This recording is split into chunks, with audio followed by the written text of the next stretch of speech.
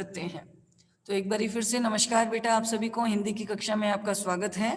हम अपनी पिछली कक्षा में जारी या शुरू की गई अपनी कविता का आगे की ओर अध्ययन कर रहे हैं, और जिसमें हम देखेंगे कि पिता के साथ किस तरह से सवर्ण जाति के लोगों ने बुरा बर्ताव किया और उस अमानुषिक बर्ताव के कारण पिता को किस तरह से दंड या सजा का प्रावधान दिया गया। उसे भोगने के पश्चात जब पिता घर की ओर लौट रहे थे तो उनके कदमों में कोई गति नहीं थी, क्योंकि उनके कदम जो है पीछे की ओर चले जा रहे थे, क्योंकि अपनी बेटी को वो मरणासन स्थिति में छोड़ गए थे।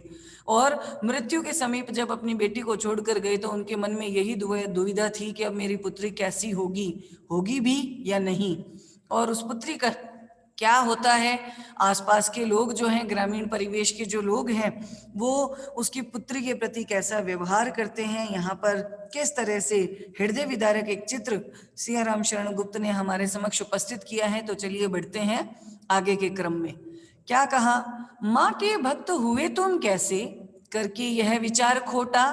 जो सुखिया के पिता हैं वो सवर्ण जाति के उन लोगों की ओर प्रश्न चिन्ह लगाते हुए कहते हैं, उनसे प्रश्न पूछते हुए कहते हैं, माँ यानी जो आपकी आराध्य माता है, उनके भक्त यानी उनके आप पूजा पाठ करने वाले भक्त हुए तुम कैसे, तुम लोग किस प्रकार से अपनी आराध्य माता के भक्त कह सकते हो, क्योंकि करके यह विचार खोटा यानी बुरा, गलत, क्योंकि तुमने जिस तरह का विचार किया है वो तो बहुत ही गलत है। ऐसे विचार के कारण तुम माता के सच्चे भक्त किस प्रकार से कहे जा सकते हो। माँ के सम्मुख ही माँ का तुम गौरव करते हो छोटा, यानी माता के मंदिर में माँ की ही मूर्त के सामने, सम्मुख यानी सामने, तुम माता की जो महिमा का गान करते हो, पतित तारिणी पाप हारिणी, तो मैंने इतना कौन सा पाप कर दिया जो इतना बड़ा और महान है कि उसके सामने माता का गौरव जो है वो भी बहुत छोटा और कम प्रतीत दिखाई देता है। क्या कहते हैं, देखिए दोबारा, कि सुखिया के जो पिता हैं वो अपना पक्ष रखते हुए और सवर्ण जाति के समक्ष लोगों को प्रश्न पूछते हुए कहते हैं कि तुम मेरे प्रति जिस तरह का विचार सोच रहे हो वो बिल्कुल गलत है। ऐसा गलत विचार धारण करके तुम अपने आराध्य माता के सच्चे भक्त किस प्रकार कहे जा सकते हो। जिस माता की मूर्त के समक्ष ही तुम गुणगान गा रहे हो, क्या उनका महत्म्य, उनका गौरव मेरे द्वारा किए गए अपराध से क्या कम है? यानी माता का गौरव इतना कम है कि वो दूसरे पापियों का उद्धार करती है, क्या मेरा वो उद्धार नहीं कर सकती? कुछ ना सुना भक्तों ने, झट से मुझे घेर कर पकड़ लिया। उस सवर्ण जाति के लोगों ने मेरी बात को सुना भी नहीं और झट से यानी तुरंत मुझे घेर कर, मैंने यानी चारों ओर से घेरा डाल करके और मुझे हिरासत में ले लिया। मार मार कर मुक्के घूसे, धम से नीचे गिरा दिया, और मेरे प्रति उन्होंने बर्बरतापूर्ण आचरण किया, अमानवीयतापूर्ण आचरण किया, लातों और घूसों से मेरी पिटाई की और ऐसे मार मार कर मुझे जमीन पर गिरा दिया। दोबारा से देखिए बेटा, कि जो सुखिया के पिता हैं वो अपना पक्ष रखते हुए कहते हैं कि तुमने मेरे प्रति जिस तरह का विचार सोचा है वो बहुत ही गलत है, और ऐसा गलत विचार धारण करने के कारण तुम अपनी आराध्य यानी पूजा करने योग्य माता के सच्चे भक्त कैसे कहे जा सकते हो। और क्या तुम जिस माता का गुणगान माता की मूर्त के आगे या सामने कर रहे हो, क्या माता का गौरव जो है मेरे द्वारा किए गए अपराध से इतना छोटा है? क्या वो मेरा भी उद्धार नहीं कर सकती? लेकिन वहां उपस्थित भीड़ ने सुखिया के पिता की बात सुनी भी नहीं और तुरंत ही चारों ओर से घेरा डालकर उन्होंने उसे पकड़ लिया और उसके प्रति बर्बरतापूर्ण अमानवीयतापूर्ण आचरण किया गया। उसको खूब पिटाई की गई और उसे धक्का मारकर जमीन पर गिरा दिया गया। ठीक है, आगे क्या होता है? पिता कहते हैं, देखो उनके साथ कैसा व्यवहार हुआ। मेरे हाथों से प्रसाद भी बिखर गया, हाँ सबका सब। मेरे हाथों में जो माता का प्रसाद था वो सारा का सारा जमीन पर तितर बितर हो गया, बिखर गया। हाय अभागी बेटी तुझ तक, दुर्भाग्य है मेरा कि मेरी उस अभागी यानी दुर्भाग्यपूर्ण बेटी तक भी कैसे पहुंच सके यह। अब मैं ये प्रसाद और ये पवित्र फूल अब किस प्रकार पहुंचाऊं, ये मेरी दुविधा है। कौन सोच रहा है? सुखिया के पिता सोच रहे हैं। वो आगे क्या बता रही हैं देखो, न्यायालय ले गए मुझे वे 7 दिन का दंड विधान, न्यायालय यानी कोर्ट, वहां से मुझे न्यायालय ले जाया गया। उस न्यायालय में मेरे प्रति जो मुकदमा है वो दायर किया गया और मुझे अपराध स्वरूप दंड विधान यानी सजा के प्रावधान के रूप में 7 दिन का क्या मिला, कारावास मिला। मुझको हुआ था मुझसे देवी का महान अपमान। ये दंड जो है मुझे मिला क्योंकि मुझसे महान मानी जाने वाली देवी के खिलाफ एक घोर अपराध करने वाला व्यक्ति माना गया। दोबारा से देखो, मेरे हाथों से प्रसाद भी बिखर गया, हाँ सबका सब, कि मेरे हाथों में पंडित ने जो प्रसाद और पुण्य पुष्प पकड़ाए थे वो सारे के सारे मेरे हाथों से गिर गए, जमीन पर बिखर गए। पिता सोचते हैं कि अरे मेरा दुर्भाग्य है कि मैं अपनी अभागी बेटी तक भी यह सारा प्रसाद और पुण्य पुष्प अब किस प्रकार से पहुंचाऊं, ये मेरी बहुत बड़ी दुविधा है। वे सवर्ण जाति के लोग मुझे पकड़कर कहाँ लेकर गए, न्यायालय, न्यायालय यानी कोर्ट लेकर गए। वहां 7 दिवस का दंड विधान मुझको हुआ, यानी 7 दिन के लिए कैद, ये मुझे दंड यानी सजा के तौर पर सुनाया गया। ये सजा ये जो मुझे मिली थी क्योंकि हुआ था मुझसे देवी का महान अपमान, क्योंकि इस मंदिर में जो पवित्र माने जाने वाली देवी है उनके खिलाफ मेरे द्वारा कोई बहुत बड़ा अपराध किया गया कि मैंने अपनी देवी का क्या किया है, अपमान कर दिया है। इस कारण मुझे 7 दिन का दंड मिला, सजा मिली। क्या मिली देखो आगे वो बताते हैं, मैंने स्वीकृत किया दंड, वह दंड यानी सजा स्वीकृत की, अपना ली। मैंने यानी सुखिया के पिता ने, सुखिया के पिता कहते हैं कि मैंने वो जो सजा मिली थी वो आसानी से स्वीकार कर ली। शीश झुकाकर चुप ही रह, गर्दन झुकाकर और बिल्कुल शांत खड़े रहकर मैंने वो सजा स्वीकार कर ली। उस असीम अभियोग दोष का क्या उत्तर देता, क्या कहे, क्योंकि वो मानते हैं, सुखिया के पिता मानते हैं असीम सीमा रहित अभियोग मुकदमे का, दोष का, और जो मुझ पर दोष लगाया गया था उसका मैं क्या उत्तर देता और उसके बदले में मैं अपने पक्ष में क्या कहता, क्योंकि वहां सुनने के लिए, मेरी बात सुनने के लिए कोई भी तैयार नहीं था। 7 रोज ही रहा जेल में या कि वहां सदियां बीती। हालांकि मैं 7 दिन के लिए जेल में रहा था, लेकिन ऐसा लगा मानो वहां कई 100 वर्ष बीत चुके हैं। सदियां 100 वर्ष बीत चुके हैं, यानी वो 7 दिन का समय भी मुझे बहुत लंबा लगने लगा। अविश्रांत बरसा करके भी, अविश्रांत यानी बिना आराम किए, यानी लगातार बरसाते रहते थे, यानी क्या, आंखों से आंसू, तनिक नहीं रीति, और फिर भी मेरी आंखें तनिक यानी थोड़ी सी भी, रीति यानी सूखी नहीं थी, खाली नहीं हुई थी। यानी 7 दिन के जेल के समय में भी मैंने निरंतर अपनी आंखों से आंसू बरसा रहा था और फिर भी मेरी आंखें बिल्कुल भी रीति, रिक्त, खाली, सूखी नहीं हुई थी। ठीक है, दोबारा से देखो कि मैंने जो मुझे सजा सुनाई गई थी वो गर्दन झुकाकर चुपचाप शांत होकर के उसे स्वीकार कर लिया, क्योंकि इस सीमा रहित मुकदमे का और जो मुझ पर दोष लगाया गया था उसका मैं क्या उत्तर देता, क्या कहता, क्योंकि कोई लोग मेरी बात सुनने के लिए तैयार नहीं थे। 7 दिन के लिए जब मैं जेल में रहा तो मुझे ऐसा लगने लगा कि 7 दिन भी मेरे लिए 100 वर्षों के बराबर थे। उस समय में भी मैं लगातार अपनी आंखों से आंसू बरसा रहा था और फिर भी मेरी आंखें बिल्कुल भी सूखी नहीं थी, यानी अभी भी उनमें से आंसू ही बह रहे थे। अब 7 दिन जैसे ही बीते, अब पिता किस ओर गए, अपने घर की ओर गए। क्या कहते हैं, दंड भोग कर जब मैं छूटा, यानी उस कारावास से सजा भोग कर, यानी सजा उठाते हुए जब मैं वहां से छूटा, मुक्त होकर निकला, पैर ना उठते थे घर को, लेकिन मेरे पैर जो हैं घर की ओर नहीं जा रहे थे। अर्थात उस समय मेरे जो पैर हैं उनमें गति नहीं थी, यानी वो उनकी जो घर की ओर जाने की जो स्पीड थी वो बन नहीं पा रही थी। वो जाना तो चाहते थे घर की ओर, लेकिन फिर भी जो है उनके पैर आगे की ओर बढ़ नहीं रहे थे, क्योंकि अनजाना डर जो है वो उनके मन में था। पीछे ठेल रहा था कोई भय जर्जर तनु पंजर को, जर्जर यानी कमजोर, तनु यानी शरीर, पंजर यानी ढांचा।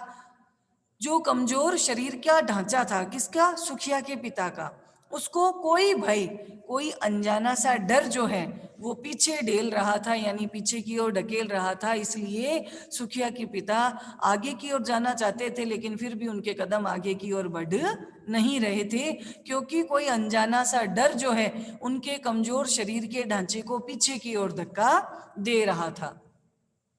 पहले किसी लेने मुझको नहीं दौड़कर आई, वह कौन नहीं आई? सुखिया। आपको पता है छोटे बच्चों की आदत होती है, जब भी मम्मी या पापा को आता हुआ देखते हैं तो पहले आगे भागकर उनको अभिवादन करने के लिए, उनका स्वागत करने के लिए पहले आगे जाते हैं, है ना।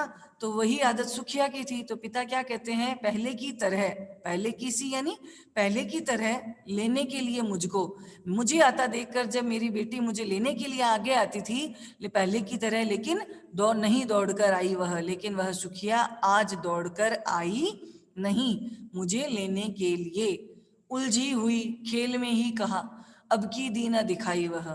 और दूसरी तरफ वह खेल में उलझी हुई यानी व्यस्त, और दूसरी ओर वो खेल में भी मुझे व्यस्त अब की बार दिखाई नहीं दी। अर्थात वो किसी खेल में भी लगी हुई नहीं थी और ना ही मुझे लेने के लिए आई। तो क्या हुआ उसका? एक बार इसका दोबारा से करके देखते हैं। दंड भोग कर जब मैं छूटा, पैर न उठते थे घर को। पिता कहते हैं कि जब 7 दिन का कारावास की सजा भोग करके जब मैं वहां से मुक्त हुआ, तो घर की ओर जाने के लिए मेरे पैर आगे की ओर उठ भी नहीं रहे थे। पीछे ढेल रहा था कोई भय जर्जर तनु पंजर को, और मेरे कमजोर शरीर के ढांचे कोई अनजाना सा जो डर था वो पीछे की ओर ढकेल रहा था, आगे बढ़ने नहीं दे रहा था। पिता इस चीज का आभास करते हैं कि पहले किसी लेने मुझको नहीं दौड़कर आई वह। सुखिया जो है पहले की तरह मुझको आगे की ओर लेने नहीं आई, और उलझी हुई खेल में ही हाँ अब की दीना दिखाई वह, और खेल में भी वो खेलती भी मुझे व्यस्त दिखाई नहीं दी। अब की बार मुझे वो खेल में भी व्यस्त दिखाई नहीं दी। तो क्या हुआ सुखिया का? अब पिता जब घर की ओर जाते हैं तो वो देखते हैं, उसे देखने मरघट को ही गया दौड़ता हुआ वहां। मरघट यानी शमशान। उसे सुखिया को, पिता कहते हैं सुखिया को देखने के लिए मैं शमशान की तरफ दौड़ता हुआ वहां भागा, लेकिन मेरे परिचित बंधु प्रथम ही, मेरे परिचित यानी जानकार, बंधु यानी भाई लोग, गांव के लोग, प्रथम ही यानी पहले ही फूंक चुके थे उसे। जहां जहां उस शमशान में एक जो दाह संस्कार की प्रक्रिया है उसके द्वारा मेरे जानकार जो लोग हैं वो पहले ही उसको जला चुके थे, फूंक चुके थे, यानी उसको जला चुके थे, उसकी चिता का अंतिम क्रियाकर्म भी कर दिया था। लेकिन जब पिता वहां पर पहुंचे तो क्या हुआ? बुझी पड़ी थी चिता वहां पर, और जो चिता लोग जलाकर गए थे वो भी वहां बुझी पड़ी थी, यानी ठंडी पड़ चुकी थी, सारी जलकर क्या हो चुकी थी? पूर्ण हो चुकी थी। छाती धधक उठी मेरी, यह दृश्य देखकर मेरी अंदर से छाती जल उठी, अर्थात मुझे अंदर से जो रोने का, रोदन का सैलाब था वो मेरे भीतर फूट पड़ा। क्या सोचने लगे जो पिता है, हाय फूल सी कोमल बच्ची हुई राख की थी ढेरी। दुर्भाग्य है कि मेरी फूल के समान कोमल जो छोटी सी बच्ची थी सुखिया, वो आज राख के ढेर में परिवर्तित हो चुकी है, अर्थात उसका सारा शरीर जो है वो जलकर राख बन चुका है। दोबारा से देखिए क्या कहते हैं पिता। उसे देखने मरघट को ही गया दौड़ता हुआ वहां, कि मैं अपनी पुत्री को देखने के लिए शमशान घाट की ओर भी दौड़ करके पहुंचा, लेकिन वहां भी वो मुझे दिखाई नहीं दी, क्योंकि मेरे परिचित बंधु प्रथम ही फूंक चुके थे उसे वहां। क्योंकि मेरे जो जानकार भाई लोग थे, ग्रामीण लोग जो थे, वो पहले ही मेरी पुत्री के मृत शरीर को वहां जला चुके थे। और जैसे ही पिता वहां पहुंचे, बुझी पड़ी थी चिता वहां पर, छाती धधक उठी मेरी। क्यों? वो जैसे ही पिता वहां पहुंचे तब तक सुखिया की जो चिता थी वह भी जलकर शांत हो चुकी थी, और यह दृश्य देखकर पिता की जो छाती है वो अंदर से रुदन के मारे उसमें सैलाब उठने लगा, वो जलने लगा, अंदर ही अंदर उनका हृदय जलने लगा, यानी उनको रोना आया। और रोते रोते क्या सोच रहे हैं? हाय फूल सी कोमल बच्ची हुई राख की थी ढेरी। अरे दुर्भाग्य है कि मेरी फूल के समान बहुत ही कोमल कम उम्र की मेरी जो बच्ची है, मेरी जो बेटी है अर्थात सुखिया, वो आज राख के ढेर में बदल चुकी है। अब पिता उस अंत समय में भी क्या सोचते हैं, अंतिम बार गोद में बेटी तुझको ले ना सका मैं, हाँ कि अरे बेटी ये मेरा दुर्भाग्य है कि जीवन के अंतिम समय में भी मैं तुम्हें अपनी गोद में ले नहीं सका, अर्थात अपनी गोदी में बिठाकर तुम्हें तुमसे जो है प्यार भरी बातें भी नहीं कर सका। एक फूल माँ का प्रसाद भी तुझको दे ना सका मैं, हाँ हाँ का यहाँ क्या अर्थ है, हाय, यानी मैं कितना दुर्भाग्यशाली हूँ, मैं इतना अभागा हूँ कि अंतिम समय में जब मेरी बेटी ने माँ के चरणों में चढ़ा हुआ प्रसाद स्वरूप फूल मांगा था, वो भी मैं ला करके अपनी पुत्री को नहीं दे सका। यह मेरे लिए वास्तव में बहुत दुर्भाग्यशाली है, दुर्भाग्यपूर्ण बात है। दोबारा से देखिए, अंतिम बार गोद में बेटी तुझको ले न सका मैं, हाँ कि अरे बेटी यह मेरा दुर्भाग्य है, मैं इतना अभागा हूं कि अंतिम समय में भी मैं तुझे अपनी गोद में नहीं ले सका। एक फूल माँ का प्रसाद भी तुझको दे न सका मैं, हाँ, और यह भी मेरा बहुत बड़ा दुर्भाग्य है कि मरणासन स्थिति में अभिलाषा जो प्रकट की गई थी उसके फल स्वरूप माँ के चरणों में चढ़ा हुआ प्रसाद स्वरूप एक फूल भी मैं तुम्हें ला कर नहीं दे सका। मैं इतना अभागा और दुर्भाग्यशाली महसूस कर रहा हूँ। तो इस प्रकार जो है सुखिया वो इस संसार से विदा हो चुकी थी और पिता जो है उसके अंत समय में भी अपनी पुत्री को देख नहीं पाए। लोग ही उसका अंतिम संस्कार कर रहे, लेकिन पिता ने अंतिम चेहरे को भी नहीं देखा। इसका दुख पिता को था और सबसे बड़ा दुख था कि बेटी ने अपने अंतिम समय में फूल की चाह की थी और पिता वो भी अभिलाषा उसकी पूरी नहीं कर पाया। इस कारण वो पिता जो है वो अपने आप को बहुत ज़्यादा दुर्भाग्यशाली समझने लगा। देखो बेटा, बुक में यहाँ सिर्फ ये पंक्तियां ही पूरी करनी है जो बुक में फिल कर लेना। बीमार बच्ची ने क्या इच्छा प्रकट की, अनजाने डर से मुक्ति पाने के लिए देवी के प्रसाद का एक फूल चाहा था और यही इच्छा प्रकट की थी। सुखिया के पिता पर कौन सा आरोप लगाया, आरोप लगाया कि उसने माता के मंदिर में घुसकर वहां की पवित्रता को क्या कर दिया, कलंकित कर दिया है, नष्ट कर दिया है। इसीलिए उसे दंडित किया गया और दंड के विधान के स्वरूप उसे 7 दिन के लिए जेल भेज दिया गया, उसके साथ मारपीट की गई। जेल से छूटने के बाद सुखिया के पिता ने अपनी बच्ची को किस रूप में पाया कि जब जेल से छूटकर सुखिया के पिता घर की ओर दौड़े तो वहां बच्ची को ना पाकर वह शमशान की ओर गए और वहां भी अपनी बच्ची को जो फूलों के समान कोमल अंगों वाली थी उसको राख के ढेर में परिवर्तित पाया। अर्थात वो चिता, उसकी चिता जो है ग्रामीण लोग जला चुके थे और उसकी चिता भी जलकर ठंडी हो चुकी थी और अब वह उसका मृत शरीर जो है राख के ढेर में परिवर्तित हो चुका था। इस कविता का केंद्रीय भाव अपने शब्दों में लिखिए। कविता सियाराम शरण गुप्त ने लिखी है और इसका मुख्य भाव यही है कि कविता जो है हमारे देश के प्रति प्रगतिशील विचारों को हमारे तक प्रेषित करती है, क्योंकि आज़ाद भारत के आज़ादी के स्वप्न को साकार करने के बाद भी हमारे देश के ग्रामीण इलाकों में वहाँ की संकीर्ण सोच, वहाँ की संकीर्ण मानसिकता आज भी कई लोगों के शोषण का कारण बन रही है। वहाँ छुआछूत, जो वर्ग भेद और लिंग भेद आदि इतने प्रगाढ़ हैं कि आज भी लोग जो हैं वो गरीबी रेखा से नीचे का जीवन जी रहे हैं और उनके जीवन में कई मुसीबतें और जो है परेशानियां हैं, जिसका प्रमुख कारण उन्हीं के समान सवर्ण जाति के लोग हैं। अर्थात उच्च वर्ग और निम्न वर्ग में समाज बंटा हुआ है। इसी वर्गगत भेदभाव को उपस्थित करने के लिए, प्रकट करने के लिए लेखक ने इस कविता को कथात्मक रूप में हमारे सामने उपस्थित किया है, हमारे सामने अभिव्यक्त किया है। भाषिक प्रतीक और बिंबों को छांट कर लिखी अंधकार की छाया, इसी तरह से कई और उदाहरण है ना, जिसमें अंधकार की छाया, इसी तरह से कई और उदाहरण, इस छाती धधक उठी, है ना, और अटल शांति धारण कर, अटल शांति सी धारण कर, ऐसे कई हैं जो यहाँ पर हमने लिख देने हैं। आशय स्पष्ट करते हुए अर्थ सौंदर्य बताइए, सिर्फ आशय ही देना है, वो हम इसके अनुवाद में कर लेंगे। एक फूल की चाह, यह कथात्मक कविता है, बिल्कुल कहानी के तौर पे चलती है। इस कहानी को संक्षेप में लिखो, आप स्वयं कर लोगे। बेटी पर आधारित निराला की रचना सरोज स्मृति पढ़िए, ये कभी मौका मिले तो नेट पर सर्च करके और आप जरूर पढ़िएगा।